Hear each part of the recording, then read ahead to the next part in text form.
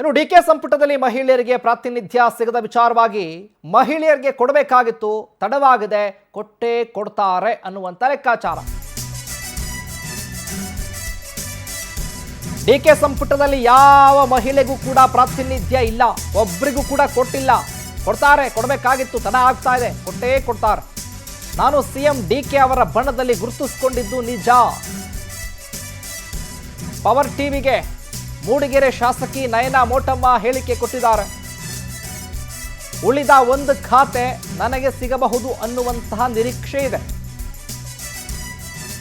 ಅವರು ಖಾತೆಯನ್ನ ಕೊಟ್ಟರೆ ಅಚ್ಚುಕಟ್ಟಾಗಿ ನಿಭಾಯಿಸಬಲ್ಲೆ. ಡಿಕೆ ಶಿವಕುಮಾರ್ ಅವರ ಬಣದಲ್ಲಿ, ಅವರ ತಂಡದಲ್ಲಿ ಗುರುತಿಸಿಕೊಂಡಂಥವು ನಾನು ನಿಜ, ಹೌದು. ಹಾಗಾಗಿ ಉಳಿದಿರುವಂಥ ಒಂದೇ ಒಂದು ಖಾತೆ ಇದೆಯಲ್ಲ, ಅದನ್ನು ನನಗೇ ಕೊಡ್ತಾರೆ ಅನ್ನುವಂಥ ವಿಶ್ವಾಸ ಇದೆ ಅಂತ ವ್ಯಕ್ತಪಡಿಸಿದ್ದಾರೆ. ಇನ್ನು ಈ ಬಗ್ಗೆ ನಯನಾ ಮೋಟಮ್ಮ ಜೊತೆ ನಮ್ಮ ಪ್ರತಿನಿಧಿ ರಾಘವೇಂದ್ರ ಮಾತನಾಡಿಸಿದ್ದಾರೆ, ನೋಡ ಬನ್ನಿ. ಮೇಡಮ್, ಡಿ ಕೆ ಶಿವಕುಮಾರ್ ಅವರ ಸಂಪುಟ ಹೌಸ್ಫುಲ್ ಆಗಿದೆ. ಉಳಿದಿರ್ತಕ್ಕಂಥದ್ದು ಒಂದೇ ಒಂದು ಸೀಟು. ಆ ಸೀಟಿಗೆ ನೀವು ಆಕಾಂಕ್ಷಿನಾ? ಆ ಸೀಟಿಗೆ ಒಂದು ಮಹಿಳಾ ಆಕಾಂಕ್ಷಿ, ಮಹಿಳೆಯರೇ ಆಕಾಂಕ್ಷಿಗಳು. ಯಾಕಂದ್ರೆ ಅದು ಒಂದು ಮಹಿಳಾ ಕೋಟಾ ಸಿಗಬೇಕಾಗಿದೆ, ಅದು ಮಹಿಳೆಯರಿಗೆ ಕೊಡ್ತಾರೆ ಅಂತ ಒಂದು ನಿರೀಕ್ಷೆ ಇದೆ. ನಿಮ್ಗೆ ಕಾನ್ಫಿಡೆಂಟ್ ಇದೆಯಾ ಮೇಡಮ್ ನಯನಾ ಮೋಟಮ್ಮ ಅವರು ಮಂತ್ರಿ ಆಗ್ತಾರೆ? ಯಾಕಂದ್ರೆ ತಾಯಿಯ ಹಾದಿಯಲ್ಲಿ ನಯನಾ ಮೋಟಮ್ಮ ನಡೀತಾರೆ. ನನಗೆ ಕಾನ್ಫಿಡೆನ್ಸ್ ಇರೋದು ನಯನಾ ಮೋಟಮ್ಮಗೆ ಅರ್ಹತೆ ಇದೆ ಅಂತ. ಮಂತ್ರಿ ಆಗ್ತೀನಿ ಮಾಡ್ತಾರೆ ಅಂತ ನನಗೆ ಅದು ನಾನು ಹೇಳಕ್ ಬರೋದಿಲ್ಲ, ಅದು ವರಿಷ್ಠರು ನಿರ್ಧಾರ. ಬಟ್ ನನಗೆ ನನ್ನ ಅರ್ಹತೆ ಮೇಲೆ ಕಾನ್ಫಿಡೆನ್ಸ್ ಇದೆ ಅಷ್ಟೇ. ಈ ವಿಚಾರ ಯಾಕೆ ಚರ್ಚೆಗೆ ಬಂತು ಅಂದ್ರೆ, ಡಿ ಕೆ ಶಿವಕುಮಾರ್ ಅವರ ಬಣದಲ್ಲಿ ಗುರುತಿಸಿಕೊಂಡಿರ್ತಕ್ಕಂಥ ನಯನಾ ಮೋಟಮ್ಮ ಅವರು ಈ ಬಾರಿ ಮಹಿಳೆಯರಿಗೆ ಕೊಟ್ಟರೆ ನಯನಾ ಮೋಟಮ್ಮ ಅವರಿಗೆ ಆ ಸ್ಥಾನ ಸಿಗುತ್ತೆ ಅನ್ನೋ ಒಂದು ಚರ್ಚೆಗಳು ಸಹ ಆಗ್ತಾ ಇದ್ವು. ನೀವು ದೆಹಲಿಗೂ ಸಹ ಹೋಗಿ ಬಂದಿದ್ರಿ, ಹಾಗಾಗಿ ನಿಮ್ಮವರೇ ಸಿಎಂ ಆಗಿದ್ರು, ನಿಮ್ಗೆ ಅವಕಾಶ ಸಿಕ್ಕೇ ಸಿಗುತ್ತೆ ಅನ್ನೋ ಒಂದು ಮಾತು ಕೇಳಬತ್ತಾ ಇತ್ತು. ಆದ್ರೆ ಇದೀಗ ರೇಸ್ ನಲ್ಲಿ ತುಂಬಾ ಜನ ಸೇರ್ಕೊಂಡ್ಬಿಟ್ಟಿದ್ದಾರೆ.